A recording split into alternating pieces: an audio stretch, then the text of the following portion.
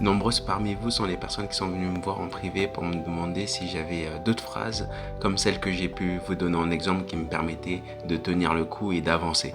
Étant donné que je préfère organiser ce qui se passe, j'essaye de mettre quand même une limite entre l'anticipation des événements et l'anticipation des émotions qui peuvent découler de ces événements. Ça veut dire que je vais pas avoir des craintes, des peurs ou me mettre de l'anxiété pour des choses qui ne sont pas encore arrivées parce qu'au finalement ça serait me mettre de l'anxiété par deux fois.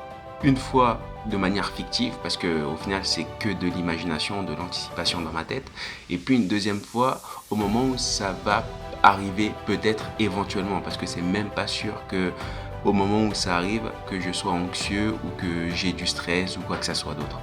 Et puis un autre truc que j'aime bien me répéter pour éviter de passer à côté de quelque chose et me sentir bien dans les décisions que je prends, c'est que je me dis si quelque part je ne suis pas bien, quitte à ne pas être bien quelque part, autant changer d'endroit. Tu vois, je peux, vu que je ne suis pas bien déjà à cet endroit-là, autant que j'aille ne pas être bien ailleurs pour voir autre chose. Peut-être que là-bas je serai mieux. Et si jamais je ne suis pas bien, en fait ça changera rien par rapport à comment j'étais déjà avant. Et puis vu comme ça, je suis forcément gagnant en sortant de ma soi-disant zone de confort.